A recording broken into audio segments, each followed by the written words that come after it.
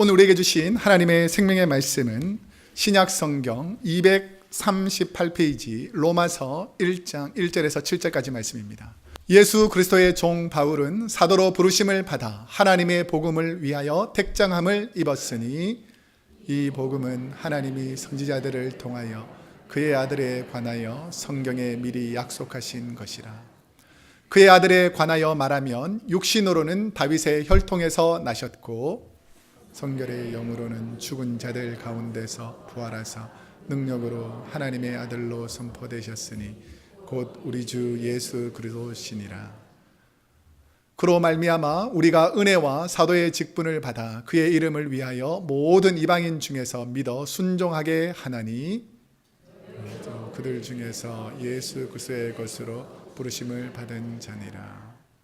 로마에서 하나님의 사랑하심을 받고 성도로 부르심을 받은 모든 자에게 하나님 우리 아버지와 주 예수 그리스도로부터 은혜와 평강이 있기를 원하노라. 아멘. 오늘 로마서 1장 1절에서 7절까지 말씀을 중심으로 주님을 위해 내가 받은 사명은 무엇인가? 다시 한번 우리 말씀의 제목을 한번 읽어보겠습니다. 시작. 주님을 위해 내가 받은 사명은 무엇인가? 혹시 여러분의 받은 사명을 확실히 아십니까? 자, 아멘의 뜻을 다시 가르쳐 드릴게요. 그렇게 되기를 믿습니다. 그렇게 되기를 원합니다. 예, 다시 한번 여러분들은 하나님께서 주신 사명을 알기를 원하십니까?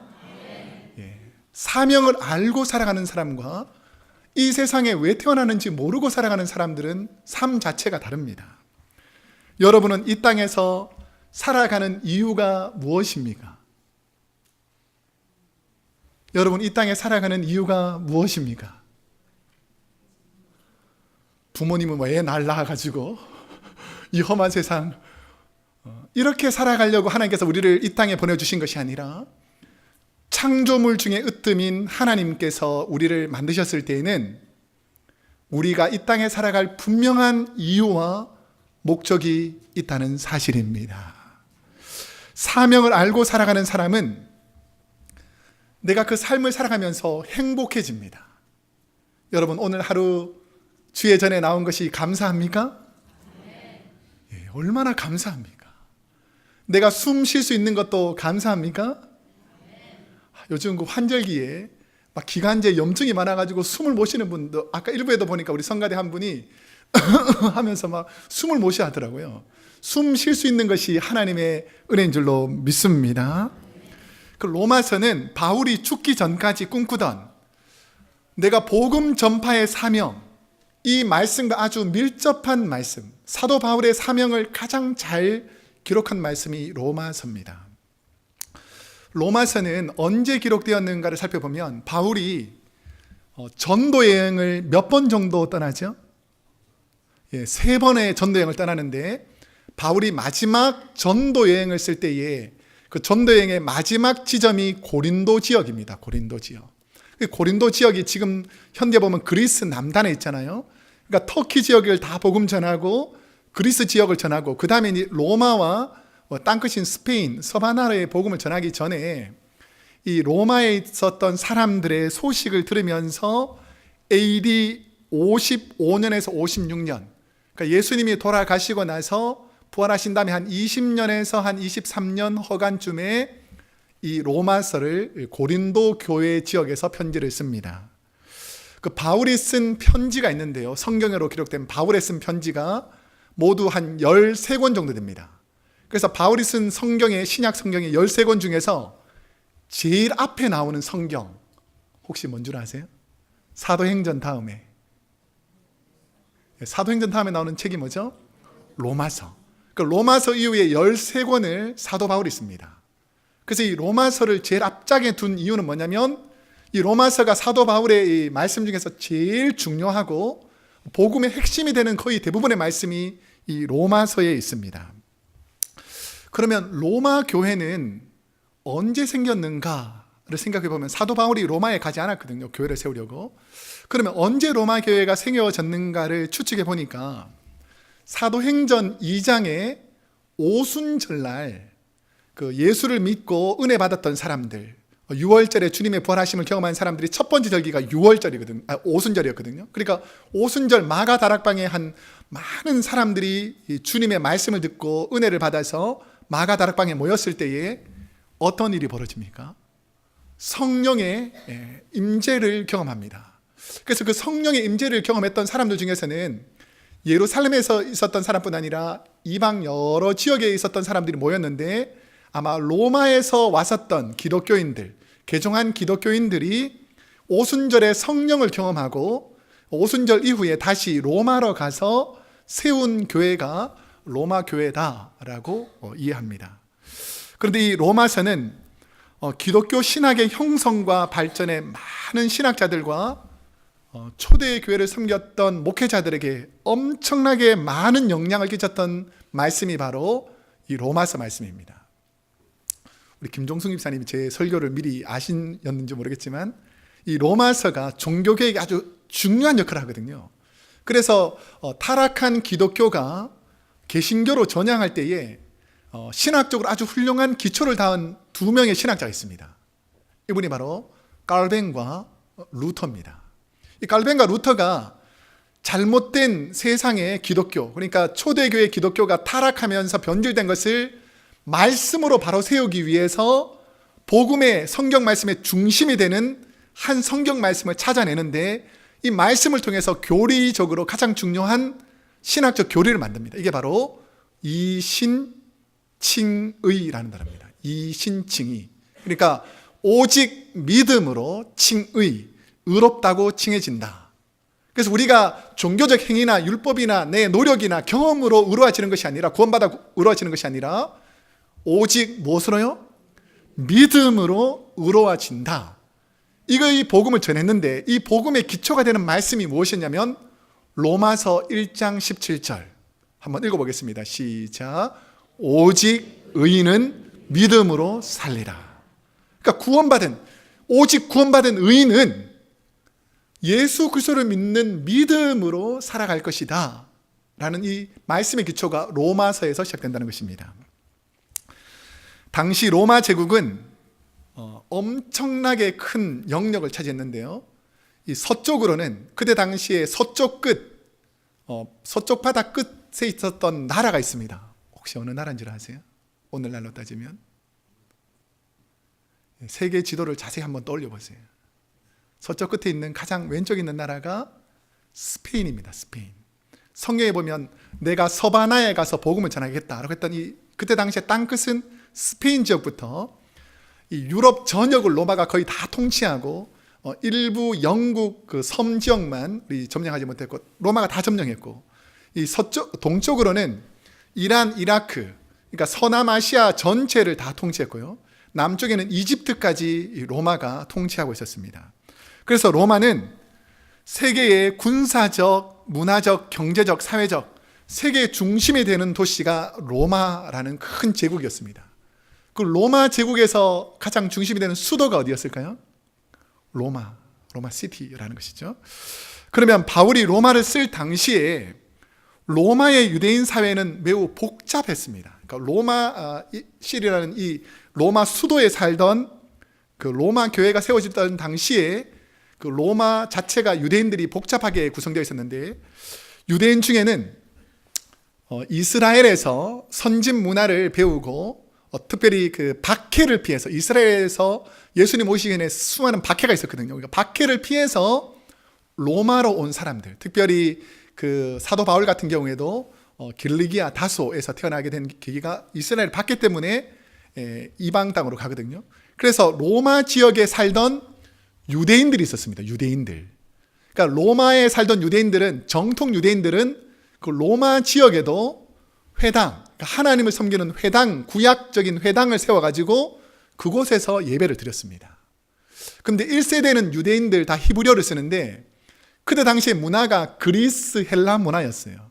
그러니까 그 자녀들은 무슨 말을 쓰냐면, 가정에서는 주로 히브리어를 하지만 보편적으로 사회에서는 다 헬라어를 사용하니까 헬라어 문화권에 있었습니다. 우리가 오늘날 쉽게 해석하면, 우리가 한국에서 살던 분들이 미국으로 이민 오면 이민 1세대들이 세운 한국말 하는 교회가 있지만 이민 2세대들은 주로 무슨 말을 사용합니까? 미국에서는 영어를 사용하잖아요. 그처럼 이 헬라 문화권에서도 헬라 2세대들이 유대교지만 헬라식 문화가 있는 회당을 만들어서 유대인들이 그곳에 모여서 헬라어로 예배를 드렸습니다. 그 와중에 초대교회 성령 강림하고 기독교를 경험한 예수 믿는 사람들이 로마로 다시 되돌아와서 회당과 다르게 교회를 세웠어요. 이게 바로 로마 교회입니다. 자, 그런데 시간이 지나면서 유대교 유대인들과 유대교에서 개종한 기독교인들이 모이기만 하면, 회당이든 어느 장소든 모이기만 하면 예수를 믿어야 구원받는다라는 이 기독교적인 정신과 예수는 아니다, 우리는 메시아를 아직도 기다린다는 정통 유대인들이 모이기만 하면 로마에서 다툼을 벌이거나 심지어는 싸우고 분쟁을 일으켰습니다. 그래서 심한 폭동이 자주 일어나니까 이 로마 기록에 보면 클라우디우스라는 황제가 칙령을 내려서 AD 49년경에 로마에 살던 유대인들을 로마 밖으로 다 추방시켜 버렸습니다. 그러니까 이제 하도 싸우고 데모를 하니까 아예 유대인 자체는 로마에서 못 산다고 해서 다 내쫓아 버렸어요. 자, 그때 이후에 클라우디우스 황제가 죽고 그 다음에 네로 황제가 왕에 올랐는데, 이제 다시 이방으로 갔던 기독교인들과 유대인들이 다시 로마로 되돌아오게 됩니다. 자, 그러면 유대인들이 다 떠난 로마 교회를 지키고 있던 사람들은 누굴까요? 그 로마 지역의 헬라인들, 그러니까 정통 헬라인들이 로마계를 지키고 있었는데, 이제 유대인들이 다시 기독교인들이 와서 교회 안에 들어오니까 헬라인들하고 이 정통 유대인들하고 교회 안에서 갈등이 생기기 시작합니다. 자, 이 소식을 듣고 사도 바울이 이 갈등을 해소할 목적으로 고린도에서 로마 교회를 위해서 쓴 편지가 오늘 말씀인 로마서입니다. 자, 그러면 바울은 초대교회 로마 성도들에게 자신을 어떤 존재라고 소개하는가? 왜냐하면 바울이 로마 교회를 세우지 않았거든요. 그러니까 이 고린도 지역에서 로마 교인들에게 자신을 소개하는 것이 바로 오늘 본문 1절입니다. 한번 1절 말씀을 함께 읽어보겠습니다. 시작. 예수 그리스도의 종 바울은 사도로 부르심을 받아 하나님의 복음을 위하여 택정함을 입었으니, 이 당시 로마 제국은 오늘처럼 일주일 개념이 아니었어요. 그러니까 보통 보름이나 한 달이나 이제 일과를 마치고 쉬는 날이 쉬는 날이었어요. 그러니까 대부분 일정한 주일처럼 쉬는 날이 없고 그냥 무작정 일을 해야 되는 그런 상황이었고, 일꾼들, 노예들은 일을 할 수밖에 없는 상황이니까 주인이 쉬게 하지 않으면 쉴 수가 없었어요. 근데 대부분 이 로마 시대에는 한 달에 한 번 정도는 쉬는 날이 있었습니다. 자, 그렇다 보니까 로마 교회 성도들이 주로 예배를 드릴 때에는 어떤 시간에 예배를 드렸냐면, 주로 낮 시간에 일과를 다 마치고 저녁에 모여서 예배를 드리는데, 오늘처럼 로마 교회 이렇게 해서 교회가 있는 게 아니고 성도님들 중에서 교회적인 예배를 드리는 장소를 제공하면 그곳에 성도님들이 모여서 함께 예배를 드렸어요. 오늘날로 따지면 가정 예배나 목장 예배 이런 정도의 예배를 드렸습니다. 그러면 그곳에서 제일 먼저 하는 일이 뭐냐면, 목장 모임에 딱 하면 예수님께서 초대교회 성도들에게 너희가 모일 때마다 나를 기념하기 위해서 무슨 예식을 하라 그랬냐면 성만찬 하라 그랬어요. 성만찬. 그러니까 떡과 포도주를 먹으면서 서로 교제하는 일들을 했습니다. 그럼 교제하는 일들을 마치고 나면 그 모임의 리더가 되는 사람이 말씀을 가르쳤어요. 말씀. 그 누구의 말씀을 가르치냐면 예수님의 말씀을 가르치는데, 예수님의 제자들, 이제 예수님이 돌아가신 다음에 예수님의 제자들을 뭐라 불렀습니까? 사도들이라 불렀잖아요. 그러니까 사도들이 어렵고 힘든 교회에다가 편지를 보내기도 했습니다. 사도 바울뿐 아니라. 그래서 사도들이 쓴 편지를 함께 읽거나 모인 성도들이, 우리가 보통 성경 말씀 모여서 읽는 것처럼 사도들이 쓴 편지, 그때는 성경이 확실히 정립이 안 됐으니까 그 사도들이 쓴 편지를 읽거나, 아니면 우리 모인 회중 중에서 사도들이 설교하거나 복음을 전하면서 그 제자들이 설교를 전했던 것을 함께 들었던 사람들이 있을 거 아닙니까? 그러니까 그 사람들이 와가지고 내가 예수님의 제자들을 통해서 예수님이 하신 말씀을 들었는데 이렇게 전하더라라고 하면서 자신이 전해주는 그런 모임으로 예배가 이루어졌습니다. 초대교회의 모습은 오늘 저희 교회의 목장 모임으로 비교하면 이렇습니다. 각 목장의 목자들이 저희 교회는 매월 첫째 주 토요일에 목자와 교사들이 저랑 모여서 이 목자 교육을 합니다. 그러니까 제가 메시지를 가지고 이분들에게 전하면 목자들이 제게 배운 말씀을 가지고 어디로 가죠? 목장에 가서 동일한 말씀을 전하지 않습니까? 그러니까 이런 시스템으로 모여가지고 복음을 듣고 예배를 드렸다라는 것입니다. 사도 바울이 로마 교회에 편지를 보낸 이유는 3번의 전도 여행으로 소아시아 전역에 복음을 전합니다. 우리가 1차 전도 여행, 2차 전도 여행, 3차 전도 여행을 보면 우리가 이스라엘에서 소아시아 지역에 복음을 다 전했고 지금 터키지요. 그 다음에 마게도냐, 그리스 지역으로 건너와서 예루살렘에서 떠나서 이제 그리스 지역까지 복음을 고린도까지 다 전합니다. 자, 그 다음 나라가 로마고 그 다음 나라가 스페인이에요. 그래서 지금 복음을 더 전할 목적으로 땅끝인 스페인에 복음을 전하기 전에 로마에다가 복음의 거점을 잡으려고 로마 교회에다가 사도 바울이 소개하면서 편지를 쓴 겁니다. 이방인 선교에 앞장섰던 이 바울은 이방인에게 복음을 가르치면서 율법의 행위가 아닌 오직 예수님을 구주로 믿는 믿음이 구원을 받게 된다라고 전했습니다. 맞습니까? 오직 예수를 믿으면 구원받은 줄로 믿습니다. 자, 그런데 유대인들 입장에서 보니까 뭐 그렇게 쉽게 구원받냐? 우리는 지금 하나님 섬기면서 율법도 지키고 할례도 행하고 온갖 노력을 다 하는데 사도 바울은 그냥 이방인에 가가지고 예수님을 구주로 믿기만 하면 구원받는다. 이 가르침이 잘못되었다라고 유대인들이 와서 자꾸 거짓 교사들이 사도 바울의 복음을 방해하는 겁니다. 자, 그러니까 사도 바울은 바울 자신을 잘 모르는 로마 교회들의 성도들에게 자신을, 자, 1절 말씀을 다시 보시면 뭐라고 소개하냐면 누구라고 소개하고 있습니까? 예수 그리스도의 종이라는 겁니다. 종. 자, 예수 그리스도의 종이라는 단어는 헬라어로 둘로스라는 단어인데 로마 세계에서 종은 뭐냐면 주인에게 속한 물건, 그러니까 돈으로 사고 파는 물건 중에 하나, 더 쉽게 말하면 주인이 죽일 수도 있고 살릴 수 있는 노예 신분으로 전락하는 거였습니다. 근데 바울이 자신을 예수 그리스도의 종이라고 소개하는 것은 바울이 누구에게 속해 있다라고 말하는 거죠. 예수님께 속했다라고 말하면서 나는 예수님의 종이니까 예수님께 절대 복종하는 종이라는 존재로 말합니다. 이 종은 주인이 사고 팔면서 가치를 매깁니다. 근데 지금 사도 바울은 누가 가치를 매겼냐면 예수님께서 사도 바울을 종으로 삼으면서 가치를 매긴 거예요. 이 거의 모든 상품은 그 가치를 평가하는 가격이 있습니다. 귀한 것일수록 가격이 어떻습니까? 비싸죠. 근데 많고 보편적이고 흔한 것일수록 그 가격이 싸게 매겨집니다. 그 과거에 노예를 사고 팔 때에 노예 시장에 나오지 않습니까?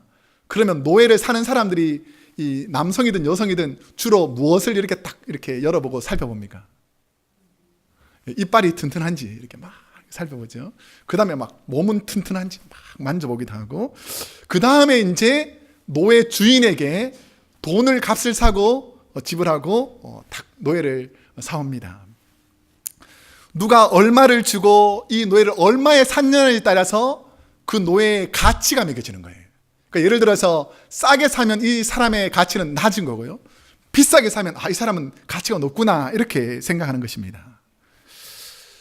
이제 질문할 테니까 잘 들어보세요.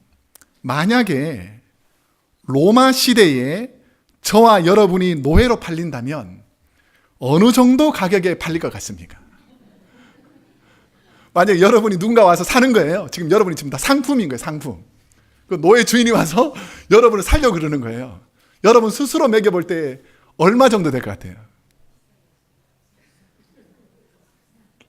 어떤 분은 안 살 것 같아요. 일부 때는. 왜냐하면 괜히 사가지고 뭐 병치레하고 뭐 약값이 더 든다고 안 살 것 같아요. 좀 죄송하지만 저는 또 이렇게 덩치가 있잖아요. 그러면 이게 돈을 좀 비싸게 주는 거고, 어떤 분은 허리 꼬부라지고 뭐 힘없고 이런데 괜히 사갔다가 오히려 더 힘드니까 안 사갈 수도 있지 않습니까? 사도 바울도 세상에 생각해 보면, 세상의 관점에서 보면 사도 바울은 이 몸짓이 아주 왜소했습니다. 그리고 지병이 있었어요. 자기가 몸에 평생 가지고 있는 지병이 있었습니다. 건강도 약한 데다가 말도 어눌해요. 자, 그러니까 사도 바울은 세상 사람들이 사면 가치가 별로 없잖아요. 근데 예수님께서 사도 바울을 샀는데 어느 정도 가격에 샀을 거예요? 예수님이 목숨을 내어놓고 사도 바울을 종으로 샀다는 것입니다. 십자가의 피값으로 예수님이 사도 바울을 샀다는 거예요. 그러니까 자기는 예수 그리스도의 종이 된 것이 그냥 무능한 존재가 아니라 엄청난 가치를 주고 내가 예수님의 종이 되었다라고 고백하는 것입니다. 바울이 로마 교회 성도들에게 알린 복음이 있는데 그 복음의 내용이 무엇인가? 오늘 본문 2절 말씀에 보면, 자, 한번 함께 2절 말씀을 읽어보겠습니다. 시작. 이 복음은 하나님이 선지자들을 통하여 그의 아들에 관하여 성경에 미리 약속하신 것이라. 자, 바울이 로마 교회 복음이라는 것을 제시하는데요. 복음, 이 유앙겔리온이라고 하는데, 하나님께서 선지자들을 통하여 예언하신 아들 예수님에 관한 약속이 복음이라는 것입니다. 그러니까 구약 시대의 선지자들을 통해서 이스라엘 백성들이 기다렸던 구원자를 이스라엘 백성들이 메시아가 오신다라고 기다렸습니다. 메시아. 이 메시아는 원래의 뜻이 뭐냐면 향료를 몸에 바른 사람, 기름 부음을 받은 사람. 우리가 잘 아시겠지만 이때 향료가 엄청 비쌌습니다. 예수님께서 그 마리아를 통해서 향료의 부음을 받잖아요. 이 천한 사람이 사는 향료도 엄청 비싼데 이 기름 부음을 받다. 이 메시아라는 뜻은 뭐냐면 이 사람은 큰 가치 있는 향료로 이 사람에게 기름 부었다라는 뜻이거든요. 그래서 이 메시아라고 불려지는 사람은 당시에는 대제사장이나 왕이나 하나님이 세운 선지자 외에는 기름 부음을 받은 메시아라고 부르지 못했습니다. 그러니까 이 메시아라고 부르시는 존재를 이스라엘 백성들이 하나님께서 자기를 위해서 구원해 주실 대제사장이나 왕이나 예언자라고 생각하면서 기다리고 있었다라는 것이죠. AD 100년쯤에 유대인들은 히브리어 성경, 그러니까 원래는 히브리 성경으로 사람들이 히브리 성경 읽었을 거 아닙니까? 이것을 타낙이라고 부릅니다. 타낙. 히브리어로 기록된 성경. 자, 그런데 지금 사도 바울 당시에 많은 헬라인들, 그리스 문화에 있는 2세대들이 아버지들이 읽던 이 히브리어를 모르는 거죠. 자, 그러니까 이 구약 성경을 이 자녀들이 헬라어로, 그리스어로 잘 읽기 위해서 번역한 성경이 있습니다. 이것을 70인역이라고 그래요. 70인역. 그러니까 이 히브리 구약 성경을 헬라어 구약 성경으로 번역한 거예요. 번역하면서 구약 성경에서 메시아라는 단어를 이 헬라어 성경에는 뭐라고 번역했냐면 다 그리스도라고 번역했어요. 뭐로 번역했다고요? 그러니까 메시아라는 이 구약에 있는 단어들을 신약 헬라어로 쓰여진 이 구약 성경을 번역할 때 다 그리스도로 번역했다는 것입니다. 그러면서 예수님이 이 땅에 오셨을 때에 구원자라고 깨달았던 사람들이 예수님을 뭐라 불렀습니까? 그리스도라고 불렀다는 것이죠. 그래서 메시아를 예수님으로 믿고 그리스도로 구원자로 기다리고 있었다는 것을 알 수가 있습니다. 그러면 바울이 전한 복음의 핵심은 무엇이냐면 이 예수 그리스도, 구원자 메시아에 대해서 그냥 뚝 떨어진 것이 아니라 구약의 수많은 사람들이 예수님을 그리스도다라는 많은 예언들이 성경에 기록되어 있다라는 것입니다. 그 중에서 제일 많이 기록된 성경이 이사야서인데요. 이사야서에 보면 예수님께서 처녀의 몸에서, 동정녀의 몸에서 태어날 것을 예언합니다. 그리고 다윗의 후손으로 오실 것을 예언하고, 임마누엘, 우리와 함께 하실 그분의 이름은 임마누엘이라 불릴 것이라고 예언하고, 예수님이 고난 받으실 것을 예언하고, 수많은 예수님에 대한 예언들을 이사야가 합니다. 우리가 지난 2주 전에 우리 배웠겠지만 스가랴 선지자를 보면 우리 종려 주일에 예수님께서 무엇을 타고 입성하시죠?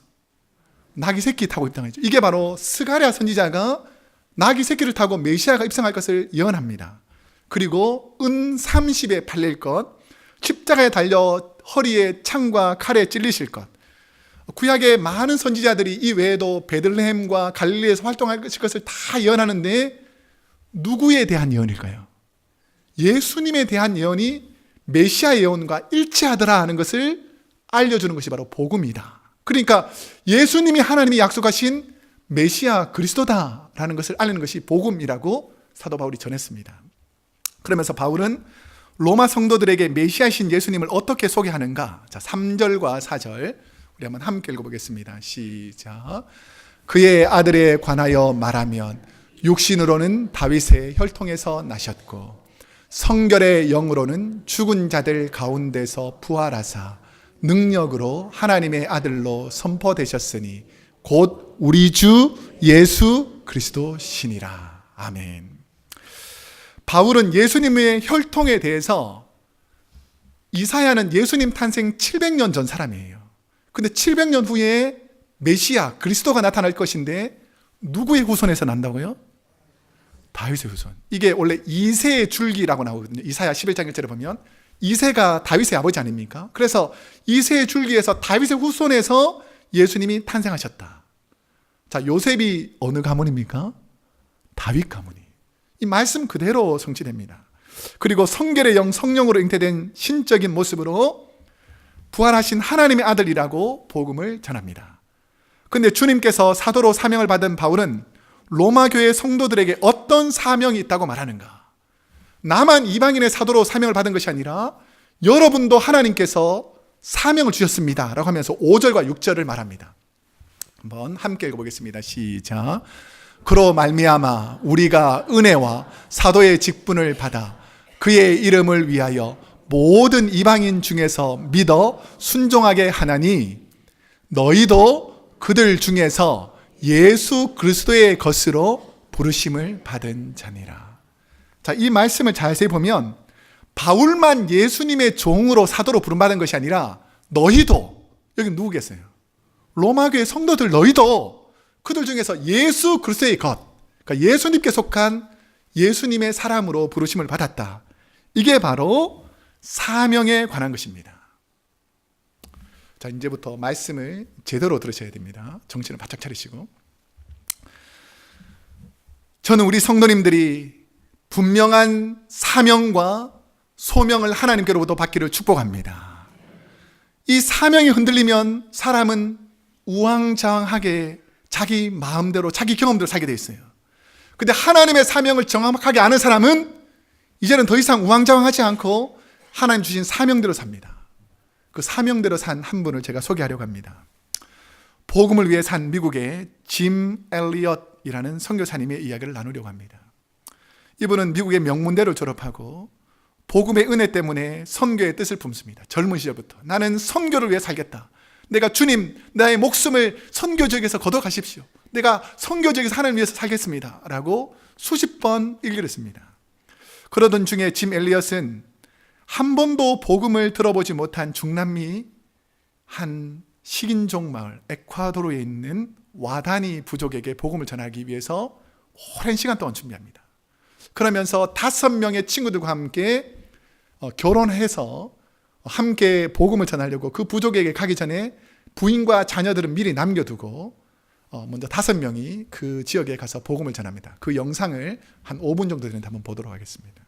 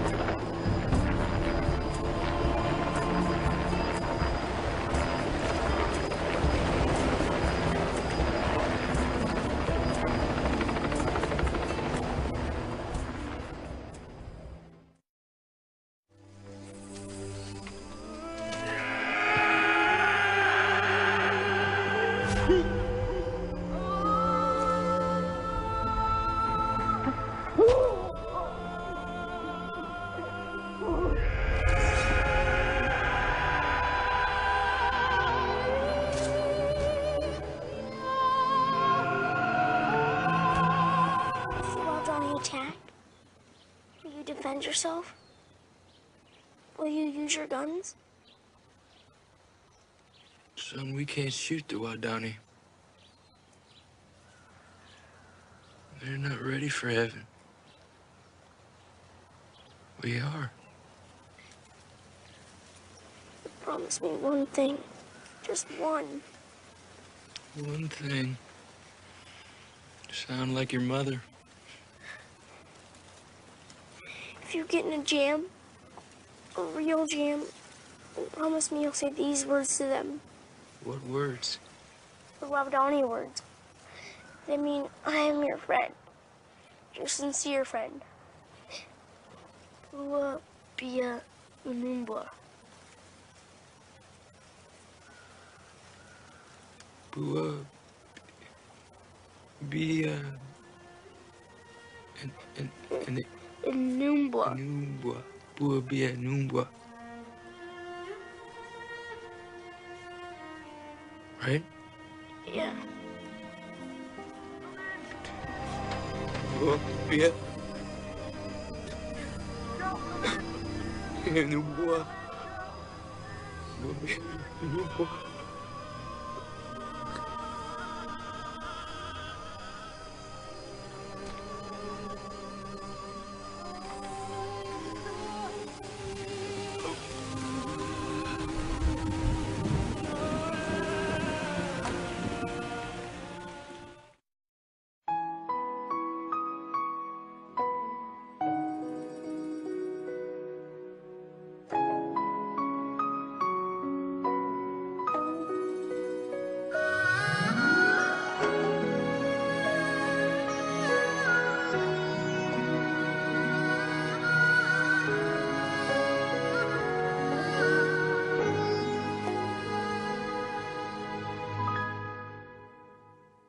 주님이 홀로 가신 그 길 나도 따라가오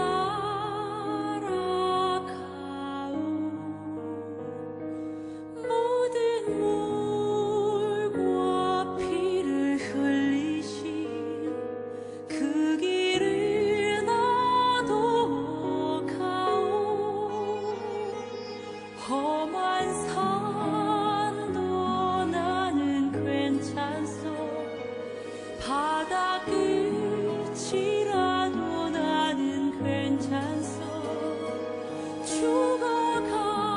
죽어가는 저들을 위해 나를 버리길 바라오 아버지 나를 보내주오 나는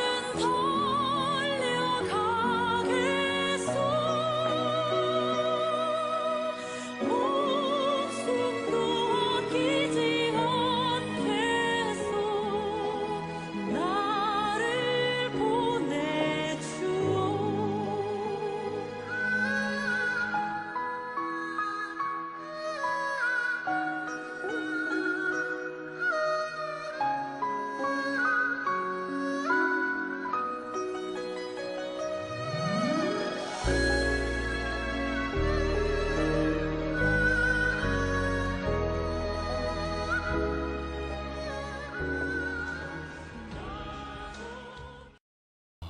죽기 전에 엘리엇이 젊은 시절 썼던 일기에 이런 내용이 있습니다. 영문으로 기록되어 있는 것을 제가 한국어로 번역해 드리겠습니다. 주님, 당신께 기도합니다. 이 게으른 막대기와 같은 나의 삶을 비추어 주소서. 제가 당신을 위해 불타게 하소서. 나의 주님, 나의 삶을 태워 주소서. 왜냐하면 이는 당신의 것이기 때문입니다. 저는 긴 삶을 구하지 않습니다. 다만 당신, 주님 예수님처럼 충만한 삶을 살기를 원합니다. 라는 고백을 하면서 하나님께서 부르십니다. 오늘 바울 역시 그렇게 로마에 가서 복음을 전하길 원했고 한 번도 복음을 듣지 못한 땅끝 스페인에 가서 복음을 전하기를 원했지만 바울은 로마 감옥에서 쓸쓸히 그의 생을 마감합니다. 그 누구도 그의 죽음을 아쉬워하거나 안타까워하는 사람이 없었습니다. 하지만 그의 사명은 단지 로마 감옥에서 죽음으로 끝나지 않고 수천 년이 지난 오늘날에도 이 로마서를 읽는 수많은 성도들에게 하나님이 누구신지, 예수 그리스도가 어떤 분이신지, 구원의 의미가 무엇인지를 이 로마서를 통해서 오늘도 사명을 가지고 말씀하고 있다라는 것입니다. 이제 말씀을 맺겠습니다. 저와 여러분에게 허락하신 우리 크로스웨이 교회에 이 땅의 생의 마지막 순간까지 주신 주님의 사명은 무엇입니까? 그것은 주님처럼 살아 하나님께서 주신 사명을 이 땅에서 온전히 이루어 가는 것인 줄로 믿습니다. 바울은 주님의 사명으로 복음을 전하는 로마 교회 성도들에게 마지막 7절에서 이렇게 말씀합니다. 로마에서 하나님의 사랑하심을 받고 성도로 부르심을 받은 모든 자에게, 크로스웨이 교회에서 하나님의 사랑하심을 받고 성도로 부르심을 받은 저와 여러분에게 하나님 우리 주 하나님 아버지와 주 예수 그리스도로부터 은혜와 평강이 오늘 우리 크로스웨이 교회에 있을 줄로 믿습니다. 그 사명, 주님 오시는 그날까지 그 사명을 잊지 않기를 축복합니다.